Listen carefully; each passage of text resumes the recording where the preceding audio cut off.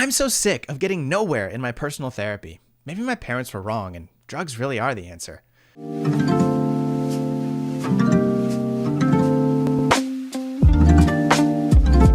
You're listening to the DreamApp Podcast. My name is Jesse Lyon, Chief Dream Scientist at DreamApp. And today, I'm joined by TJ Power. He's a huge mental health voice on the internet with over 76,000 followers on Instagram. He's a neuroscientist and the co-founder of Neurify.io, which is an app that helps you take neurochemistry into your own hands so you can adjust those chemicals in your brain that are causing all those pesky negative feelings. I'm so glad you're here. Well, listen, I'm joined here today by TJ Power. He's the co-founder of Neurify.io, and he works very heavily on social media in the mental health and psychology space. And for me, I'm the most excited to have you on because we're talking about those chemicals inside of our brain. Me personally, I work on kind of the emotional side, the dream side, but the chemicals and working with like psychiatrists and psychologists is something I personally would like to learn more about. And to be honest, sometimes I can feel like I'm powerless against the chemicals that are inside of my head. And so I'm very interested to learn here with TJ today how we can kind of do some of that stuff. So TJ, thanks for being here. Thanks for having me on, man. Super excited to be in this conversation. And I can tell you that you do have power over these chemicals for sure. These chemicals are just a guiding thing, trying to align our behavior. And yeah, I think it's going to be cool to dive deep into how they work and how you get them optimized. Yeah, that's what I'm super curious about. Super curious. So you've got a history though, working in this space, and you've been speaking quite a bit. Doing my research before we started, kind of making this podcast. You got into presenting pretty early on in your psychology career. Am I right with that? Yeah. So I was doing my psychology masters. I was mastering in the focused on the neuroscience space, and I wanted to start teaching. I created like a third year psychology module when I was at uni, and they gave me a shot and let me start lecturing. And that was kind of my first step into sharing these ideas with people, and I loved it. And yeah, I've just been pumping it for the last 3 years since then. I love it, man. I love it. What kind of got you into that space? I don't know if this is true of psychologists and neuroscientists, but every counselor has some kind of story about why they became a counselor. Is there an origin story for your, flavor of superhero? Yeah, I would say definitely as you go back, you can kind of connect the dots and see what kind of created the path. And early on, when I was super young, kind of between the ages of about 5 and 9 years old, I developed some OCD, like some proper OCD, had a bit of treatment for OCD. I just had a young mind that was like fearful and had some compulsions, and my mum approached that in a really good way. I had some like brain training outside of school, which I didn't know was necessarily something that was out the norm, and I kind of got some good guidance on it as like a young kid. But that opened my mind up to the idea of kind of feeling a bit anxious, a bit overwhelmed. And then part of the solution to the OCD was I got really, really into golf and set my sights on like professional golfer. And if you have ever interacted with a game of golf, it's quite a mind-based sport. It's like pretty stressful in your head playing golf, and started interacting with psychologists. I got like to a decent standard in golf, and that kind of set my interest in, wow, psychology is super, super cool. And then chose to study it at college, and then pursued it from there. Wow, that's incredible. I don't know if this is your personal experience, but a lot of the clients that I work with in my practice tell me that OCD is one of those that really feels kind of out of hand. It feels not like it's out of control, like you can't deal with it, but it's like it's one of those where you can really experience some of that powerlessness feeling of nothing I do actually has an effect. Nothing I do actually changes my symptoms. Was that your kind of experience as well? Yeah, it was tricky. I definitely agree with the powerless experience of OCD. And whilst I had such good guidance as a kid as to how to navigate it, my mind is evidently prone to that experience of like getting like slightly obsessed and developing a compulsion. To give you some context, it was very simple stuff when I was a kid, like waking up in the night, and how scary it is to go like downstairs in your house in the night when you're a kid because it's dark and stuff. And I would tell myself, if I don't go out to the garage, turn the light on and off a number of times, then this bad event will happen. And I developed this like compulsive, if I don't do this behavior, this is the outcome. And it is a powerless feeling, because if you ever kind of conform to the compulsion, you begin to then reinforce in your brain that doing the behavior is meaning that the outcome you fear isn't happening. And it does create some difficulty, but I definitely believe it's something that can be taught and guided away from. Like, I think the more you understand it, the more you practice with someone that can give you good guidance, the more you can begin to regain your power over those kind of compulsive thoughts. Yeah. So really, really kind of practice and working through those things. It's manageable, but you have to be kind of diligent about it, huh?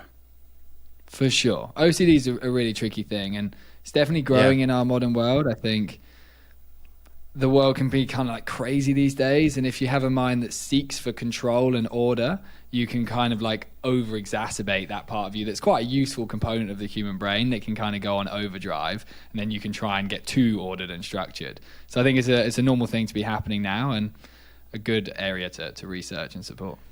Yeah, absolutely. And that's kind of one of the questions I wanted to ask, just to get your opinion, is how do you make sense, or how do you balance that idea between the emotional side, where we have to work on our emotions and have some changes in our behavior, and then the chemical side, because they do kind of relate one to another and they influence each other. Like, maybe just take your personal story for a minute. How do you relate the emotional side to the chemical side? Is this OCD more of a chemical problem or more of an emotional problem? That is a good question.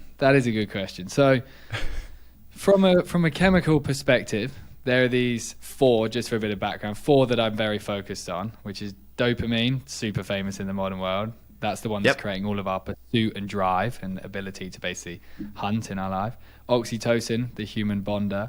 And then you've got serotonin, really connected to your whole nervous system. It's both in your body and in your brain. That really affects our ability to calm our emotional state. And then you have endorphins, really connected to stress and physical health and stuff like that. And with your question here, it's like, is it the chemical or is it the emotion? And with my personal story, the thing is the chemical is just like an underlying biological function in the body that's taking place during an emotion. So if someone is experiencing some kind of emotional discomfort, the serotonin system will be very much involved in that situation. So I definitely don't think it's one or the other. I just think the emotion is what we're experiencing. The chemical is something that's underlying, that's happening. And if I had these insights when I was younger, I would have maybe just known that during these periods where I'm more emotionally like vulnerable or more stressed out or feeling more anxious, some of the serotonin supporting based behaviors could have been great for just knowing how to calm the system a bit. So I kind of see them as interconnected. Yeah, well, and those four that you just mentioned are a huge part of everything you do with Neurify. It makes up the acronym DOSE, which is your mobile learning platform, which is really cool. I love that. I was a happy man when I was on a walk. I was on a walk maybe last February, and I suddenly just realized it spelled dose down the side, and I was like, had that magical moment of like, yes, like this is just all coming together. So yeah, it's a nice, easy way to remember. Yeah, it's a perfect acronym for it. DOSE. Get your dose of happiness, you know? With so you know, the serotonin and those chemicals that are kind of running around in your brain, how much, based on like our activities and the things that we do, can we actually influence those? Because I know sometimes I wake up in the morning and I just feel terrible. Like, you know, I'm like, I can tell that my brain is off. I can tell that my chemicals are misaligned, but I don't think I did anything wrong. I tried to get sleep, you know, I tried to drink more water. And so, like, how much are we actually able to influence those? Because I know sometimes, like myself and some of my clients can get really frustrated because it feels like nothing we do helps. Yeah, okay. It's a cool question. So definitely very easy to influence, and they're very fast in their process in which they respond. Like, for example, a classic behavior that is very good for the dopamine, and just for some context about dopamine, again, dopamine, its actual function biologically within us is to create all the pursuit, to do the behaviors that help a human survive. So if you took it back to hunter-gatherers, they had to hunt, they had to forage for food, they had to build shelter, they had to explore new territories, all these things, lots of effort. Dopamine comes in, makes them pursue them, and then it rewards them afterwards, and so that they continue to do it. And if you say, take a modern day behavior that would be a classic thing that could have a quick influence on your dopamine, if you've ever been in your home and you've thought, right, I really need to clean my home, I need to clean my bedroom, I need to do the dishes in the kitchen, whatever it may be. All the time. And it's one of those activities pretty easy to procrastinate and put off. And then eventually you put some music on and you get it done. During it, you start thinking, oh, I'm kind of happy I'm doing this. It feels good that I'm getting this done. And afterwards, you have that real feeling of satisfaction and reward. And all that's happened there is dopamine has come up, and it can come up that quickly. Similarly, like with an alternative behavior, something like physical touch, massive for oxytocin. Literally in the moment of physically connecting with a person, oxytocin's going up. Yeah. So if you understand the chemicals and you kind of begin to understand what it feels like to be low in each one. So rather than just, I feel like shit right now, it could be I'm really lacking drive, or I'm really feeling disconnected from people, or my mood and emotions are really heightened. Then you can kind of give yourself a bit of clarity as to what kind of behavior now could help me with this situation. Okay. So you're saying they're pretty easy to influence. You just have to, it almost sounds like you just have to do a little bit of a better job identifying, instead of just, I feel like shit. It's like, okay, let's be a little bit more specific about what flavor of shit you feel like today. Yeah, is it low 100%. motivation? Is it starved for touch? Like what kind of shitty do you feel? And that will help you kind of understand what steps you need to take to correct that. Am I understanding right? Definitely. And for each of these chemicals, there are fundamental behaviors that are causing them to go particularly low in our modern world. So if you go back to a hunter-gatherer, they would instinctively, their dose was just always optimized effectively. They were always in the pursuit of survival, working super hard. They were always connecting with people, because if you weren't in a group, you are gone in the jungle. They were always doing the things that affect serotonin, which can be healthy nutrition, calm breathing, being out in natural sunlight, sleeping a lot. So a hunter-gatherer, they were just optimized, and these chemicals were evolving throughout that period, and that's why they were optimized. Whereas now, if we take, say, the dopamine one, for example, there are a lot of behaviors that, rather than slowly achieving the reward of dopamine, so tidying your room is a very basic and simple example, but it does give reward. A lot of the modern day behaviors spike the dopamine super fast, so you don't earn it, and anything that goes up really quickly causes crashes and fluctuations and stuff. And things like, especially in our line of work, the wonderful world of TikTok is a classic thing. You go on it and it's like, bang, dopamine is hitting your brain. And that's where you can feel pretty lethargic and demotivated afterwards, because you've messed up the dopamine system. Or you have things like booze and stuff like that. These things are creating particular difficulties with the chemicals.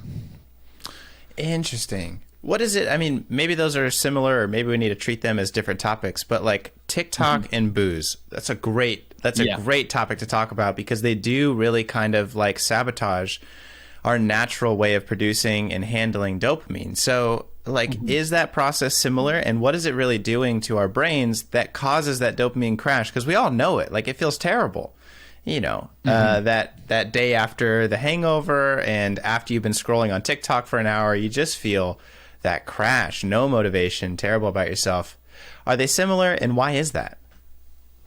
100%. From a brain perspective as to what's happening in the brain, very, very similar. And as I say, the difficulty is the faster pleasure hits your brain, the more kind of difficulty it's going to create for your mind. And even if you took then it up a notch and you compared alcohol to cocaine, for example, cocaine's going to take you even higher than the alcohol is going to take you, so it's going to take you lower. And with these things, there's like two components to it. One is the fact that dopamine's creating big fluctuations. So if every day you're waking up, let's say you're doing 2 hours of TikTok a day, your brain, in the experience of watching that, is producing loads and loads of dopamine. It's like, wow, this is so fun, this is so entertaining. And there's also the whole component of there's loads of hot girls on there, which is a big thing, like, because that really taps into survival, and that really spikes the dopamine, as I'm sure lots of guys and girls get super into watching these things. And so dopamine's constantly spiking up. They are thirst traps, and like they're ridiculously sexy, and it's hard to not look at. So like, it's not surprising we do. And what our brain, there's two kind of ways in which our brain responds to this. One is if it's always fluctuating too much, high, low, high, low, high, low, the brain is thinking, I can't cope with this. So one component is it actually starts producing less dopamine, so that you actually can't get as high anymore, so that it can cope with the fluctuations. So rather than big ups, big downs, it will make the up and down smaller because it's easier to manage. The way it achieves that is by just reducing the amount it creates. And that is what creates a low dopamine state in a person, where literally their brain stops producing as much dopamine. And when you're in a low dopamine state, when you look at all the science, a low dopamine person is going to feel more anxious and nervous. They're going to procrastinate a lot because they don't have much will in them to do things. If you get super low, depression biologically is low dopamine. And when you are depressed, it becomes very difficult to work and have showers and exercise and cook and all these things that require effort in our life. So it's basically big fluctuations cause less to be produced. And then your ability to pursue your life and make it good becomes more difficult. And then you feel pretty shit as a result. Wow. That's it sounds like you just read the story of my life to me. It's like low motivation, and mine too. Like, feeling I'm that very crash. vulnerable to this stuff. Yeah. How long does that crash last? Like, if you, like, let's say I took a social media cleanse, right? No more thirst traps on TikTok. I take a break from the internet. How long does it take for my brain, my body, to get back to the regular sort of dopamine cycle instead of that low, kind of dose, the low fluctuations that happen from overdoing dopamine? Yeah, that's cool. So the great thing about the human brain is it is so, like, its ability to recover is so amazing. Like, we see how it can recover from injury or whatever, trauma, so it can recover from things. Or you're binge drinking on the weekend. It recovers. or the binge drinking on the weekend. So if you have a period of time where you don't kind of take in any of this quick dopamine, during that period of time, even this is just like in the first day of doing it, during that time of not taking in dopamine, your brain is immediately going to start thinking, okay, none of that quick crap is around. I'll start restoring this system. And then it just becomes a practice of frequency and dosage of these short, quick forms of dopamine, effectively. Because I'm not naive to this situation. I'm not thinking, right, everyone, let's quit TikTok, let's quit drinking, and let's all just be monks in Tibet. As great as that may be for our brain, it's just not what humans are going to do. So I don't think so. Quantity of consumption of these things is so important to measure. And with TikTok, for example, I always say, I train lots of companies and schools on this topic. I always say with TikTok, absolute max scroll would be 20 minutes. You wouldn't want to surpass 20 minutes of solid scrolling. And then you want to do something else. And that's not in the whole day. That's just as in without stopping. Because once you surpass that 20-minute period, your dopamine is going to have been so high, producing so much, effectively getting so exhausted from pumping out the dopamine that when you come off, it's just going to crash really hard. So 20 minutes of TikTok, and maybe if you have 3 of those a day, like, your brain could probably manage that kind of quantity. But when you're having 3 1-hour hits of TikTok, it's going to be That sounds more likely. Yeah, that sounds more likely. And it's important to recognize it doesn't even necessarily mean you got to get off the phone, because the phone isn't all bad. Like, it's not all bad quick dopamine. Like, even the difference between scrolling TikTok compared to going onto YouTube and sitting and watching this podcast, for example. If someone was sitting and watching this podcast or listening to this podcast, this is something that is requiring effort. They're having to concentrate. They're having to engage in the conversation. And therefore, dopamine is actually climbing because it's something that's not providing them with quick pleasure. So it's about just understanding how much of my time, say, for example, on the phone is spent just quick pleasure, and how much of it is like a little bit more effort. So a little bit longer form content on YouTube, or reading some sliders that take a bit of effort on Instagram, or whatever it may be. Twitter could be a little bit better if it's interesting stuff you're engaging with. So it's just finding that balance. Yeah, finding that balance. Almost like if you can push that reward out a little bit further and create a little bit of tension, a little bit of struggle to achieve that reward, you're actually going to have a much healthier dopamine cycle rather than, gosh, what's the average length of a TikTok video? 15 seconds? That's so fast. For sure. It literally is that, just pushing the reward back slightly. And like, if you compare, say, for example, the feeling you experience after you successfully hook up with someone and sleep with someone, which is something that probably took quite a lot of effort to achieve. Like, you had to meet them, get them to be interested in you, share good conversation, then get intimate with them, and then sleep with them. It's a long journey. You had to shower. It's a whole thing. You had to shower. You had to be a human that can function in that area. All these things. These are things that require effort. If you compare how you feel lying in bed after you hook up with someone to how you feel lying in bed after watching porn, they are drastically different experiences in our brain. One of them makes us feel kind of like shit, and one that makes us think, yes, accomplishment and success. So these are just the balance to have in your head. How much of your life are things that are effort that you're in pursuit of, and how much are things that are just immediate quick pleasure to your brain? And the more effort you put in, effectively, the better these things function. Interesting. So, okay, follow-up question. I have a lot of my followers and a lot of the people in my community tell me about what you're talking about, but they tell me about something else that's a little bit different. They say they'll be really good at working very hard. They'll work very hard for long-term goals, and they're always kind of like workaholics almost. They're always really pressing towards their goals and doing stuff. But then when they take a break, they feel awful. The guilt sets in, the shame sets in. They feel unproductive. They feel kind of like a waste of space, like they're useless. Is that related to this dopamine cycle, or is that enter in another one of these dose chemicals that you're talking about? Yeah, I love that question, because this is one of the difficulties, especially in our world that's very like capitalism based, success, which has its pros and cons, as I'm sure you feel.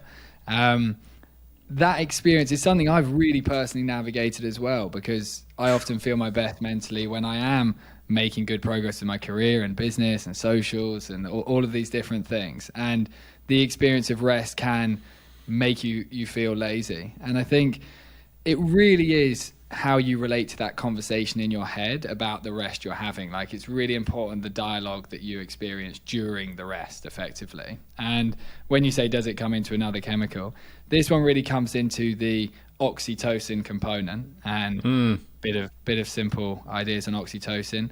Most prominently released in the human experience when your mum gives birth to you. So in that moment, oxytocin surges in you and your mum, creates this maternal bond and creates the desire to connect with people.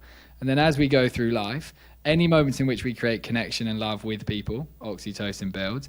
And also, and how this relates here, is anytime you create connection and love with yourself, oxytocin builds. And this conversation, this kind of how you communicate with yourself, how critical and hard you are on yourself, really connects in here.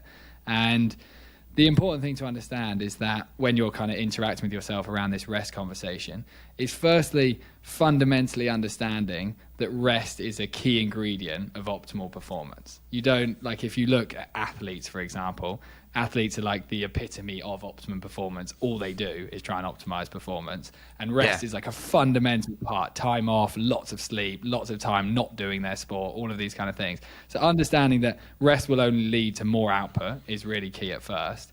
And then the other component is during the rest, and something that is great to work on in general with yourself as a person, is getting better at celebrating how much you have accomplished rather than constantly thinking about all the things that you haven't yet accomplished. Because we have this thirst for just, I have to achieve more, I have to achieve more. Very rarely do we reflect and think, it's awesome how much effort I've put into my job recently, or how much effort I've put into my health, or whatever it may be. And during those restful downtime periods, if you can talk to yourself and think, these are all the great things I've been doing and this is why I deserve this rest, it can make it a more enjoyable experience, and then you actually get more out of the rest because you're in like a more present, chilled headspace about the fact you're doing it. Yeah.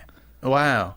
When you said that oxytocin, the most predominant time that it's released is during childbirth, between that pair bonding with mother and child, that was insightful, because then the things that you said afterwards almost sounded like very maternal type of emotional relationships with yourself, right? So like a mother will congratulate their child and say, way to go, you colored this picture, I'm going to stick it on the fridge, I'm really proud of you. Or way to go, you did great in that soccer game. Don't worry about whether you win or lost, I'm really proud of you. And so all of these moments of really congratulating, taking time to rest, because moms will do that, be like, it's time to go to bed, get ready for bed, wind down. It's a very maternal kind of conversation.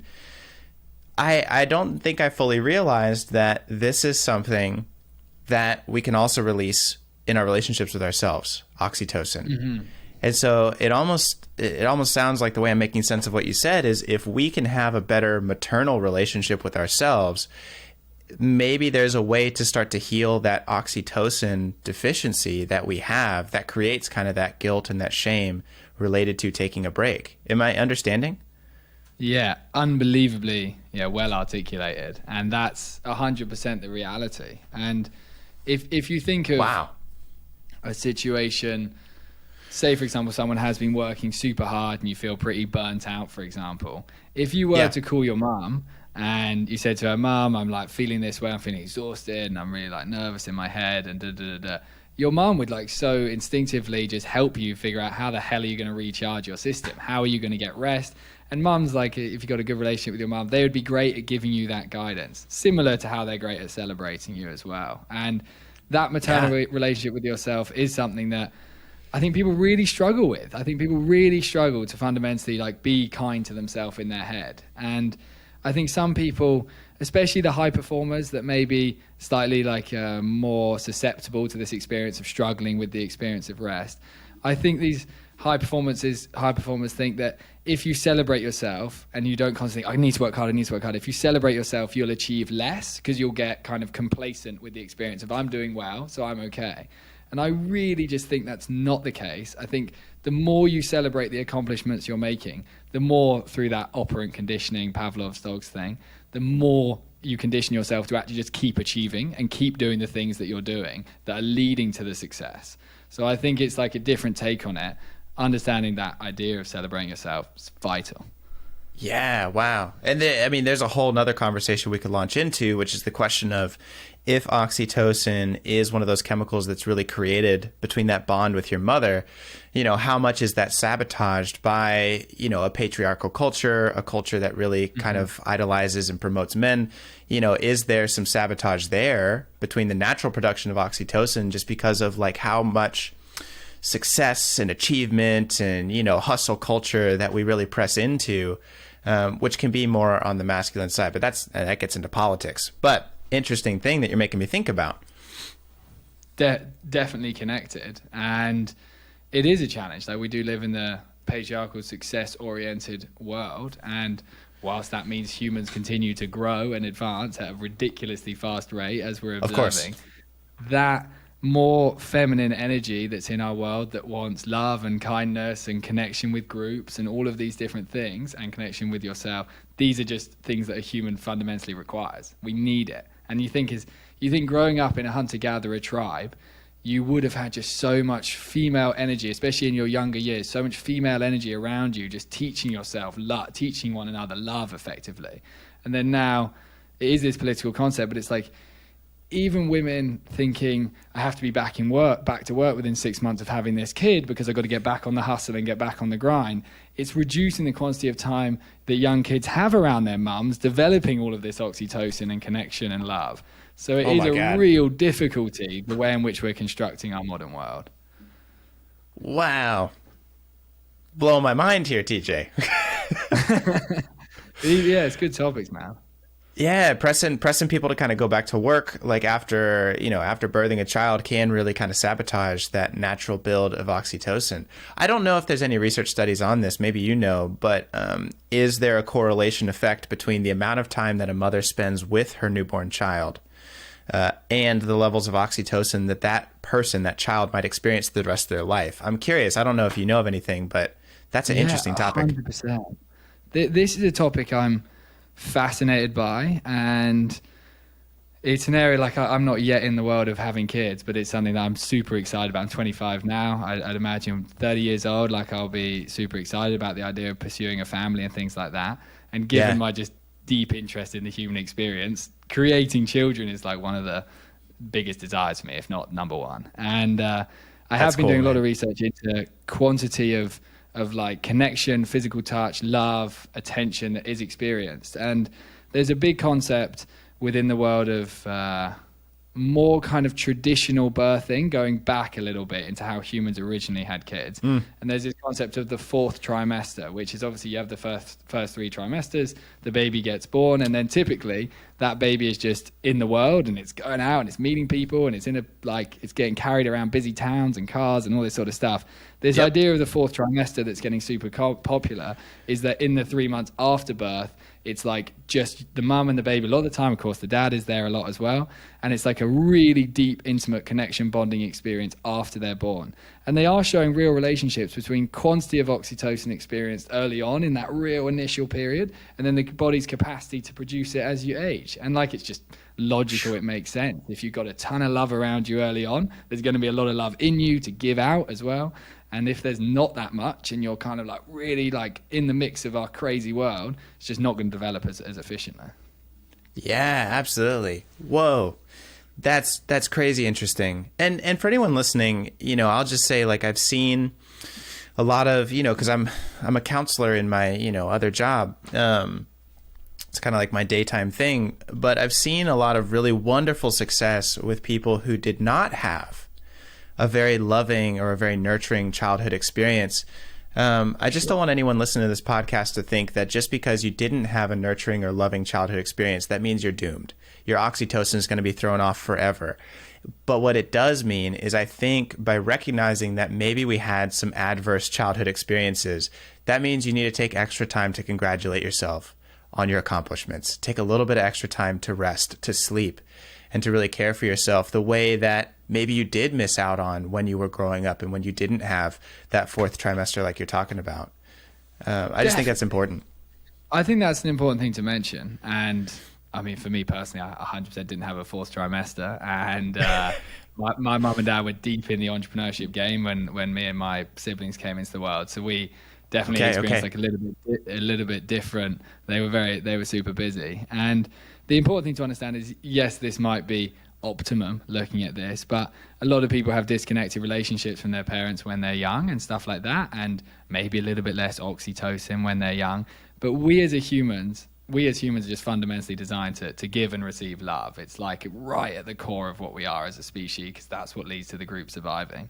And even if you didn't have much as a young person, you have the capacity to literally create it in yourself and create it in those around you. So if you do think, wow, I didn't actually have like too deep a like loving connection and bonds when I'm young, it's just an idea in your head to trigger, could I create more in my life now with those that are around me? So can I create more moments to physically connect with my friends? Can I celebrate my friends more? Can I be more grateful for my friends and my family? And just actively think, how can I surge this oxytocin stuff up now instead? Yeah, that's going to be really important for you. Really important for you. Well, and so I'm just thinking about like dreams and archetypes and stuff, right? One of the things that I think people misunderstand. A little bit into it.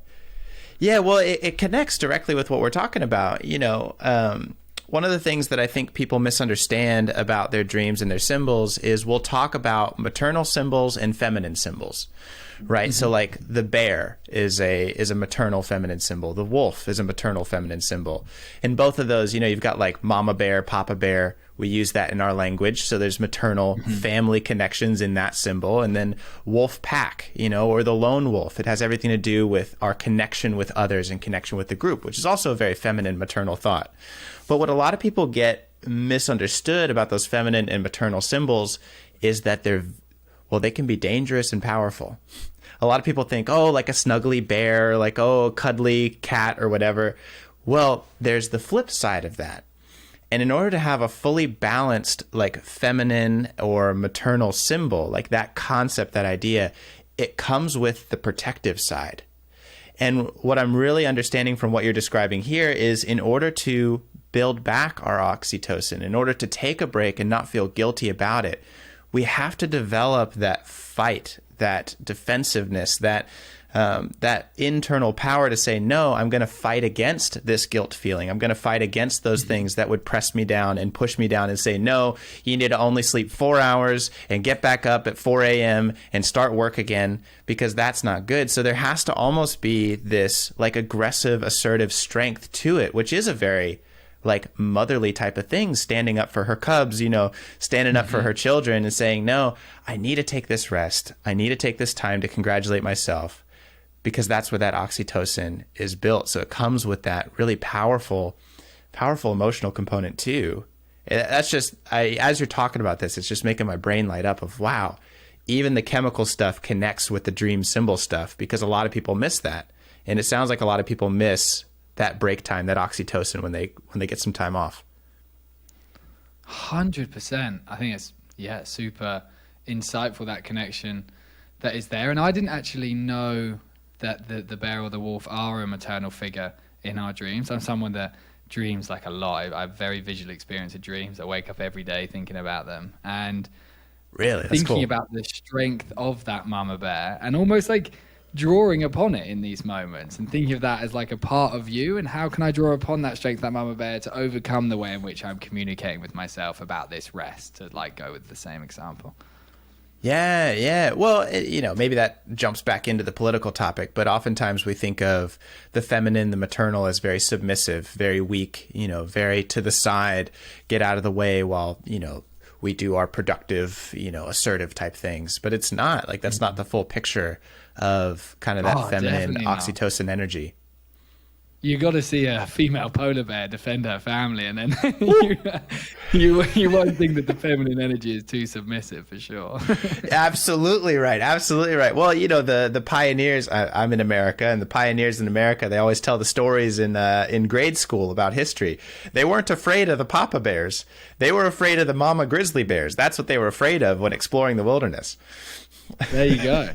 It's true. So you remember a lot of your dreams, though. That's pretty unique. Most people forget many of their dreams, and that's kind of, a little bit of the brain structure is built to forget your dreams. So remembering them is pretty unique. That's awesome.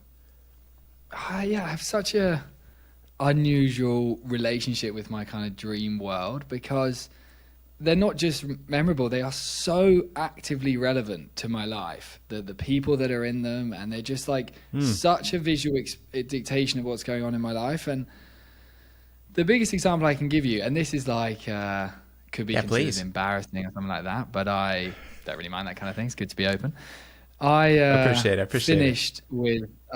I finished with my ex-girlfriend like last February, so it's been a long time. I've processed a lot of it now, and during the experience of that, the months that followed as I was processing it, even though it was a decision I was happy that I'd made, it's super hard letting go of someone that you're connected to. And the relevance of her just being in my dreams all the time was just unbelievable. Every night, just dreaming different conversations, different outcomes of her doing different things and all of these different areas. And all I could perceive it as in my kind of psychological, analytical brain, like what is my brain doing here?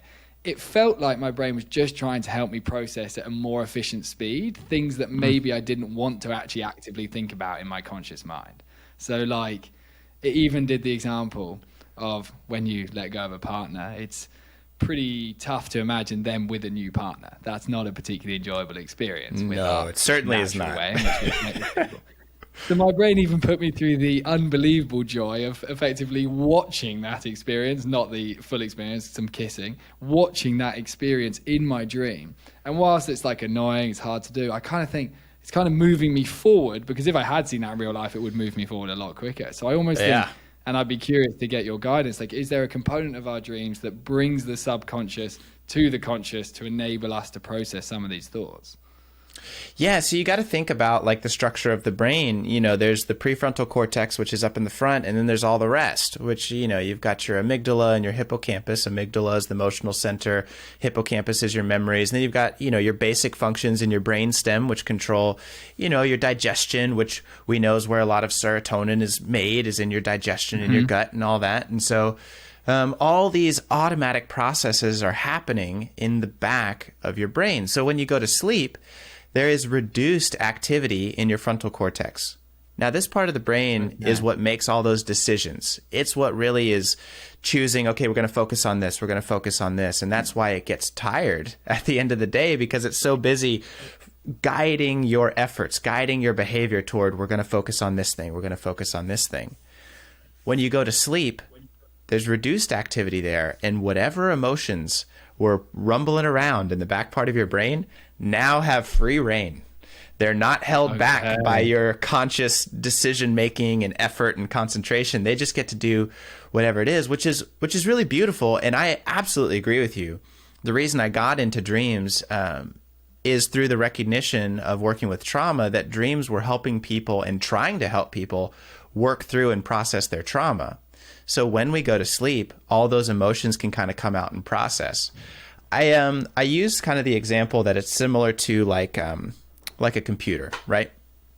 A computer can process very fast, and it's really good at that. But what a computer can't do is give that information meaning. It can hold information, it can store information, but it can't give it meaning. Human beings dream because when we turn off all of our senses, and we turn inside, we take all that information we absorbed from the day and we give it meaning. Because otherwise, we don't know what to do with it. It's interesting. And now I've just got dreams pouring through my head, and I'm thinking, what is the meaning?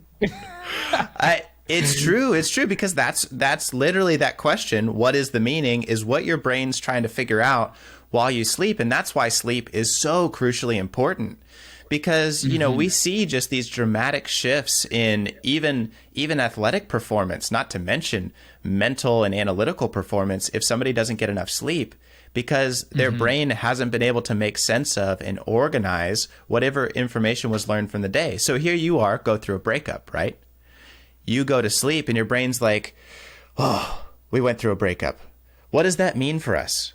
Well, we're single now. It means that we're probably going to go look for a new partner to be with, someone to share our lives with. It also means that they're going to have a new partner. And I've got to process imagining seeing them with somebody else. And even in that dream that you just described, there's the flip side of it. You're imagining seeing that partner with somebody else, but there's also the suggestion of you're trying to make sense of you being with someone else at the same time too, and prepare for that next step in your own life. So it's just absolutely fascinating. I can go on for a long time. But yeah, what other dreams are popping into your head?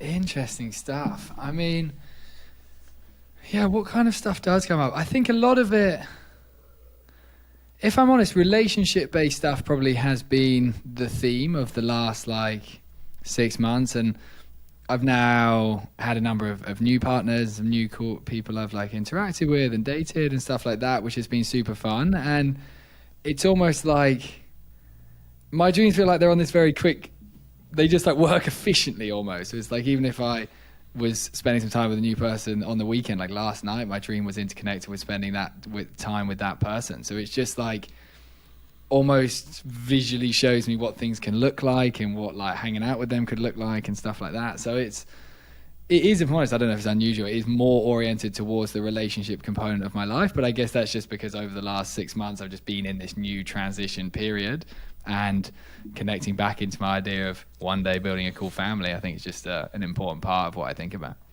Yeah, you mentioned that that's so important for you, so it would make sense. And I'll say, your experience is not different from what we've observed through DreamApp. With DreamApp, we've collected at this point over 2.5 million dreams from users. So the largest database of dreams in the world, which gives us the opportunity to really analyze that data in ways that we've never been able to analyze dream data in the way that we are now. And so when we look at the symbols and we look at the topics that people are dreaming about, just overwhelmingly, it's relationships. Out of the top 10 symbols, you could argue that all the top 10 are relational, but definitely the top 7 or 8. The last 2 are usually about being chased or death or something negative. But really, the first ones are about sex, relationships, your crush, your ex, Those relational symbols are the number one symbols that show up in dreams. And so it just demonstrates this conversation about oxytocin, this conversation about relationships and feeling like a worthy member of society. That's such an ingrained and important part of what it means to be human. And we see that just every direction we look, whether it's chemical or dream, Very cool. Very cool. It's very interesting that is what the brain would choose to spend so much time finding meaning and processing, because I think a lot about these chemicals and which one is our society prioritizing more. And we are just in the land of dopamine in our society. All we're thinking about is pursuit, career, money, just constant, how do we advance? And then we also are thinking on the other side of dopamine, how do we make this as efficient to experience as possible? And let's invent drugs, alcohol, booze, porn, nicotine, everything that just makes dopamine fast. But we live in dopamine land effectively. But when I'm trying to kind of compare which one would be a better one for us to prioritize optimizing, oxytocin and just being very intimately connected to your group, and fundamentally a really important part of oxytocin is making a contribution to your group and having strong relationships and supporting those that are within the group. I really think that is such a fundamental antidote to this mental health problem that we're experiencing within our society. So hearing that the dream's biggest thing that it thinks about is relational connection, it's like, wow, that makes sense that humans need to be more in pursuit of this tribal group connection than maybe we currently are. Especially we see what COVID did to us, just like completely disconnected us all. Yeah. It's cool. It's putting some things together in my head. Well, you're making me trip off a little bit now, thinking about I don't know, right? But I have this hunch as we're having this conversation. I wonder what the change in dream topics has been from like 1,000 years ago, right? 1,000 years ago to now. Yeah. I wonder what the change in dream topics has been. I would imagine if it's more hunter-gatherer, if it's more related to survival, I would imagine that dreams would have been much more related to like, I'm fighting grizzly bears in my mind. I'm trying to take down a woolly mammoth, right? Because that's the things that I really am struggling with and trying to overcome in my waking life. But as you just said, with this problem that we have with dopamine and oxytocin in our culture, it makes sense that perhaps the dream landscape has shifted to be more relational oriented, because that's something, even as we're more connected in our culture now, we really struggle with that deep and meaningful connection that creates that oxytocin. I wonder if that triggers our relational dreams. I think that's pretty accurate, to be honest, because dopamine would have been a bigger problem back in the day. Like acquiring dopamine, as I said, only really acquired through activities that actively create survival. So you'd constantly have been thinking about where is the food, all of this different stuff, how are we going to survive the cold? And relationally, we were so hyper connected because like we had no choice. That you had to be connected to your group, because if you strayed away, you're just gone immediately. You're just not surviving outside of the group. So it's almost like it's gone through a bit of a swing. We've now gone, that might be more oxytocin land and limited dopamine, and now it's like we're in dopamine land, limited oxytocin. Yeah. Are these two, and this I don't know, are oxytocin and dopamine antagonistic in the brain? Like if you have more dopamine, do you struggle with oxytocin? If you have more oxytocin, do you struggle with dopamine? Because they almost seem like opposite ends of the spectrum, like yin and yang in some ways, right? Yeah, that is interesting. I think there are different behaviors, because as we've worked through this model of developing dose and doing a lot of the science behind it, there is, of course, behaviors that correspond to multiple chemicals. It's not as divisive as just like these behaviors are only dopamine, these are only oxytocin. Like, for example, physical connection, having sex with someone, that's going to create a lot of oxytocin from all that love. But then also having sex with someone is super connected to human survival and reproduction and all that kind of stuff. So it's also you're going to experience dopamine off sex as well. So there are behaviors that kind of correspond between the two and cause them both to rise. But I think dopamine can be like slightly more oriented to a self-focused act of like, how do I make my life better with all of these different things? And oxytocin is much more of a, how do I make the collective experience better? So in that sense, they do effectively work antagonistically. As you're describing that, I wonder if they're a bit antagonistic because I wonder if they're sequential, where dopamine motivates us and propels us to go achieve the thing. And then once the achievement is there, once that accomplishment is completed, we're supposed to then experience the oxytocin boost that connects us with our community, that says, good job, way to go, I belong, I'm a part of this, I'm contributing something powerful and meaningful to this peer group that I'm in. Because we know that dopamine spikes not when you achieve the thing, but just before you achieve the thing. So if I'm thinking about sex, right? Like I'm thinking about sex, the dopamine, if I'm understanding, doesn't actually spike, during the sex. It spikes just before, like, okay, are we actually going to go into the bedroom? Like, are we actually going to do this? And then it drops off and I feel oxytocin. So it's almost like oxytocin comes in at the peak when dopamine starts to peel off. Am I off base with that? Because this is definitely your field, not mine.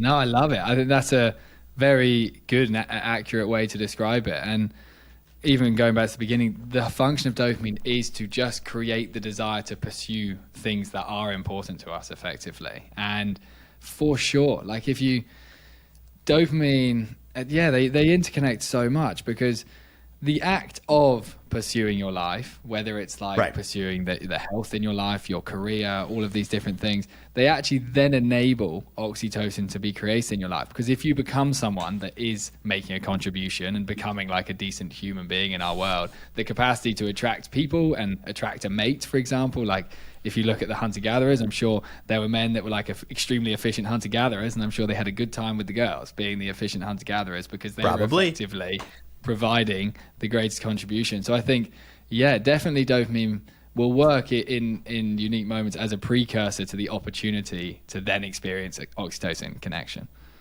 Interesting. Wow.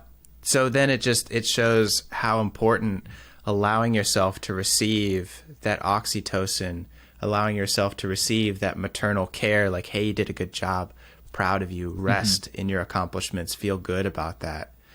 If you don't do that, it'll sabotage your dopamine.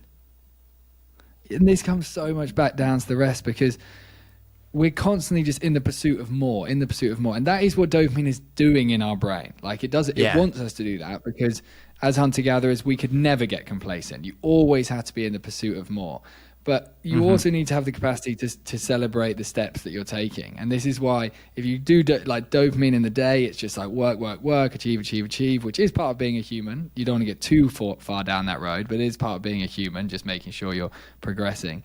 And then it's when, like, for example, lying in bed and creating a nice calming experience as you're going to sleep, rather than lying in bed and anxiously thinking, shit, I've got so much more to achieve. Look at all these things I didn't do today, which is what a lot of people lying in bed thinking. Rather, at the end of the day, it should be much more of an oxytocin experience of like, let's celebrate what I have done today instead of thinking what I didn't. Wow. I need to make some changes to my life, TJ. Little steps at a time, though. I'm over here like, oh my gosh, this is a therapy session for me. This is post therapy. This is like a new version. It's like just chemical based. For real. Oh my God. Yeah, I got some things to work on in my personal life. These are small acts though. And it's obviously, we don't just have to radically change our life. That's the whole point of this dose thing. It's just little things, understand where we're falling short and how can we make small adjustable changes over time. And then the accumulation of them all often will lead to a much better headspace. Yeah, see, I think, I'm kind of funny in that way. Like, I need to understand why and the greater picture behind it in order to feel motivated. So sometimes, I'll see these, TikTok and Instagram influencers on the mental health space, and they'll be like, get more sunlight, drink more water. And I'm like, yes, I know that, but just telling me to do those things is not very motivating. I don't understand the greater picture behind it. And so through this conversation with you today, TJ, it's like, okay, I understand the greater relationship between each of these four very important chemicals in our brain.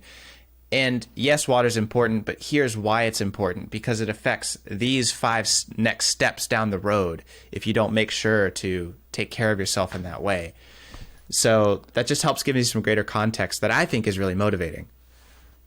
Yeah, and I think it's so important to understand these fundamentals to motivate yourself to do these behaviors, because we as humans now just live in an entirely different way to our biological design. Like this is a completely different experience. But we're sitting in houses on our own, on computers, and we used to all run around in forests together. So we've just completely polar opposited the way in which we live as humans. And finding the motivation to go out in sunlight or eat healthily or drink water or prioritize your sleep, these things now require additional extra effort. They're not just happening for us. Whereas back in the day, it just happened. We just got a lot of sunlight. There was only healthy food because we could just eat what the forest gave us. And these things do require, therefore, like additional insights in your head as to the why behind doing it. Like something like porn, for example. I think porn is such an interesting topic because it is not surprising that we as humans want to watch porn. Like fundamentally, we want to have sex as a human. You can watch sexy people having sex. It makes you feel awesome whilst you're watching it. So it's something that we're going to do. But the challenge that porn creates for our brain, and when we go back to that dopamine spiking, it's huge dopamine spiking because it's tapping into that real core survival experience of sex. So dopamine surges and it crashes, and then we have these challenges of less production of dopamine and so on. And porn, for example, like I have had my personal battle with all dopamine behaviors. Like, I'm definitely not like just like a naturally healthy person. I've got super into the world of alcohol, super into the world of drugs. I've watched plenty of porn in my life. Like, I love social media. I love TikTok. Porn is one that really is hard to resist. Of all of them, porn is really hard. And I've had to fundamentally just like train my brain to understand specifically the negative outcomes it will create in my life, so that in the moment of desiring porn, I can list these things and think, how will it affect my confidence with girls, my performance with girls, my drive for my career, all of these things that I really want to be good at. And then I can resist it, and I think maybe I could just not watch porn. I can still do the act of that you're wanting to do. You just don't have to watch porn at the same time. And understanding, like, coming back to the question, these deep whys as to not doing or doing these behaviors, that's what creates the desire. You know, it's interesting that you say that too, because it almost sounds like, if I'm understanding correctly, it almost sounds like that desire to look at porn is kind of a misunderstood pull or push toward that topic. Mm-hmm. So, you know, I may be sitting here feeling kind of shitty about myself, and I have the thought, I want to go watch porn. Sure, yes, you're having that thought you want to watch porn, but is that thought, is that feeling actually telling you you should go watch pornography? Or is it a misunderstood emotion saying, hey, right now you have a deficit in dopamine or oxytocin or what have you, where we're misinterpreting it? Because the same thing happens with, like coffee, right? People who are very addicted to caffeine or to cigarettes, right? They'll have the feeling, I want a cigarette. But if they actually take a moment and look at their emotions, what they're feeling in that moment, they may actually just be feeling like unproductive, or they may be feeling uncared for or unconnected. And so it's not the cigarette they want, it's the connection that they want. And the same thing happens in dreams. So people are like, very common one, why did I dream about like my child dying? Why did I dream about being chased by something? Why did I dream about, murder or a car crash? I don't want these things. And the problem over and over again, and this is why we created DreamApp, is those things can't be taken literally. It's not actually the car crash or being chased or your child dying or murder. They need to be interpreted. And oftentimes when we're being chased by something, it's not literally fear and anxiety. It's there's something in our life that you're avoiding. It's chasing you. And your mind is saying, hey, there's something in your life that you need to be facing and turning to address, but instead you're running away from. Or they'll dream about, like, why was I dreaming about having sex with my ex again? They were toxic. I don't want them back in my life. Why do I keep dreaming about them? You don't literally want your ex back. You want a part of yourself back that you lost in that relationship. Maybe back then you used to be more happy or feel connected, and you're missing that right now. So what does your brain say? It says, well, last time I felt connected and oxytocin, I was having sex with my ex. So it gives you that symbol again. And people misunderstand it all the time because they take their dreams so literally. And I think you're saying the same thing. They take that desire for porn, they take that desire for a cigarette or for a drink, they take it literally instead of stopping to think, this is a message from my mind telling me that one of these 4 key chemicals is out of balance, and I need to go pursue the correct balance of that chemical right now. Yeah, that is just facts, what you said there, and so interesting about the dreams of the exes. That provides lots of clarity for me as the last summer dream experience. There you go. Which is cool. Thanks for putting that connection in my brain, 'cause that's a relieving experience for sure. And I do think this, like, our systems are unbelievably sophisticated guidance machines. Like, they are constantly trying to chat to us and guide us. And we now in our world just like constantly opt for the distraction mode of like any guidance that we don't like the feeling of. It's like, well, let's go on TikTok because then I don't have to listen to this guidance and I can just distract my brain. And with the porn example, you're not desiring porn, you're desiring to have sex. You want to connect with a human and have sex because that's what humans do. And porn is just the quick, easy way in which you can slightly simulate that experience. But anything that falls short of the real version often creates more difficulty in our head than it creates any kind of value. And it is like these low dopamine states, wanting a cigarette, whatever it may be, are so common because let's say every weekend society puts itself into a low dopamine state by pumping the booze. And Right. like that, like as a society, we all drop our dopamine down. And in that low dopamine state, it's not just the alcohol that then creates all the shit feelings that we have on Saturday, Sunday, and Monday. It's actually the fact that when we're feeling shit, we wake up, the dopamine's super low. We then immediately, our brain thinks, right, how the hell do I get my dopamine back up? And the great thing to do would be get out, get some sunlight, get some cold water on your body, get some kind of exercise. These things would be good. But instead, we're like, what could be the quickest way to recover my dopamine? Let's watch some porn today. Let's make sure I order a McDonald's. Let's make sure I just like eat some junk. Let's scroll TikTok for an extra 4 hours today. And all we do is in this state where the brain was desperately desiring you to recover your dopamine, you just use every last inch that it's got. And then you find yourself on like a Sunday thinking, fuck, life is shit and all this sort of stuff. But it's just because you've just absolutely obliterated that system. So beginning to actually, as you say, the guidance is key, because it's like, let's listen to it. What does it actually want me to do? It probably, for example, in the daytime, wants you to accomplish something with your work rather than go sit on your bed and watch porn. Like that's what it's seeking for. But it's like, let's not go for the quick one. So it's interesting stuff.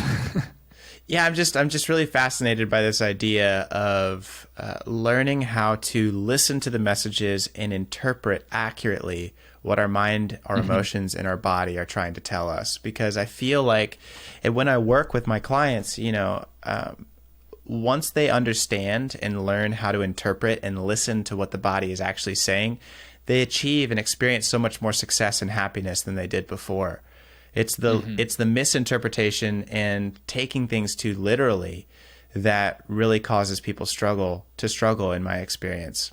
So that's wonderfully helpful. Yeah, it's really important just to start paying closer attention and stop seeking for distraction all the time, because it is hard to learn to interpret your emotions and all this sort of stuff. And for me, this happened Takes work. After university. It takes work. Like it's a difficult experience, but ultimately leads to a much better life. So it's like, are you willing to kind of take the risk of listening to some of these things? And I had this experience when I came back at university, going super hard on the party lifestyle. And then I had that summer where, actually, no, sorry, that was in an interview this morning. Let me just give that context. I was getting duped in my brain then that I'd already talked about that.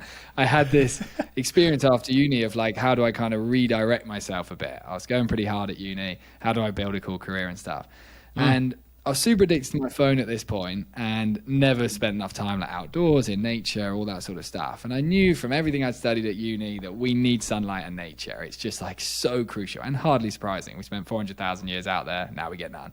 So go figure. I was like, I've got to get out there and I've got to not have my phone with me. So I would go on these like 60-minute walks, no phone, in my head, and like I always used to have podcasts, always used to have music playing, and it'd be like, shit, there's a lot of noise in here effectively for me to deal with. And I'd go out on these walks, I'd feel bored, I'd think about things I didn't want to think about, different decisions I've made, or where I wasn't making progress in my life, or whatever it may be, and it like wasn't that fun of an experience.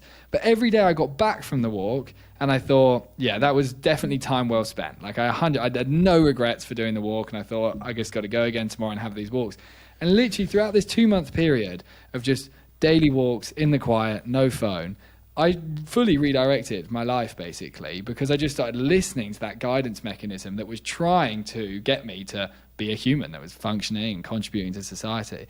So I just really recommend like taking the plunge and thinking, how do I spend a bit more time listening to these thoughts in my head, and how do I align with them? And you may find things start to transfer a bit. Wow. Yeah, I could probably use a little bit more walks in my life. So you're telling me things I need to be hearing. Even if it's like 5 minutes without your phone, it's just like a gradual build up. Yeah, and that's really encouraging too, because I think about like, you see all these things and these recommendations online about like, an hour here, an hour in the gym, an hour in sunlight, go to bed at 10 p.m. And it's like, that's a lot. And so I just end up dropping all of it, because they're asking too much. But I appreciate that encouragement of, hey, if you walk outside for 30 seconds and come back in, that's better than the 0 that you had when you started. Start there. 5 minutes, 2 minutes. It's fine. Well, what is stopping you right now from going to the fridge and taking an extra sip of water that you didn't take or wouldn't have taken otherwise? It doesn't have to be a full gallon or a half gallon or whatever. Just go take an extra glass. Giant jug, like. Yeah, let's start there, because we have a long way to go. 100%. And the part of the reason I was doing the quiet walks was because I really wanted to get into the world of meditation. And I don't know if you've interacted with the world of meditation, but it's not that easy to sit in the quiet and think. It's a tough experience. And I'd sit there. Stilling my mind was the last thing on my agenda of what I was going to achieve. But it was just like, how can I cope with this experience of sitting in the quiet effectively? Yeah. And even back then, all I did was make this commitment to myself that the breathing stuff is really particularly good. Aside from meditation, learning how to breathe in a calm way is really important. And Andrew Huberman, the god of neuroscience in our world now, talks a lot about these breathing practices. So I just told myself that before work every day, I had to sit at my desk, get on my desk. Before I could open the computer, I just had to do 60 seconds on a timer of breathing with my eyes shut, which was such an achievable thing to do. Put a timer on, 60 seconds, I'll breathe in and out. I don't care what I think about. It's not meditation. And it was such an achievable thing to do that I just got into it. And then gradually I thought, I actually feel a little bit calmer and a little bit more clarity when I do this breathing thing. So I went up to 2 minutes and went up to 3 minutes. And it was such a little step-by-step process. And I've never gone that far beyond it. Now I do 5 minutes of breathing. It's not like I'm now a monk sitting in the choir. But I just have this little practice gradually integrated into my life. And I think you can do that with all this stuff. Healthier eating, more time in sunlight, better sleep. It's just little steps in the right direction. Yeah, it's beautiful. That's beautiful. Well, TJ, listen, this has been a very enlightening conversation. I greatly appreciate it. I know we didn't talk perhaps too much about dreams because I know a bunch of the followers of the podcast, we talk about dreams every week. And so what I really wanted to highlight today, which I just really appreciate you doing for us, is highlighting the differences and the effects that each of these 4 chemicals have on the brain, because you're going to see those differences in your dreams. Those who have difficulty with dopamine, or especially difficulty with oxytocin, you're going to see more stress chemicals. You're going to see more dreams about being chased or being afraid. And so, again, you're going to feel off, feel shitty in your day if your chemicals are imbalanced. You're also going to experience dream symbols and types of dreams that communicate that same message. If your serotonin, dopamine, oxytocin, endorphins are messed up and not aligned the way that they should be, that's going to be reflected in your dreams as well. And we know that, we see the difference that alcohol has on the brain and dreams. We see the difference, and we've talked about it, the way that nicotine affects your dreams in the brain, the way that marijuana affects your dreams in the brain. So learning and recognizing the importance of these chemicals and taking some concerted and purposeful steps to increase and to balance those out, absolutely crucial. And I appreciate that encouragement today, TJ. Thanks for being on the podcast, man. I've loved it, man. Unbelievable conversation. Thanks for your insights and all your teachings as well, mate. It's been very cool. Fantastic. Well, listen, we'll end this here, but I'll stay online with you a couple more minutes in case we want to talk about some dream stuff for a sec. But for all of you listening, thank you so much. We'll be live again real soon. Take care. I'll talk to you then.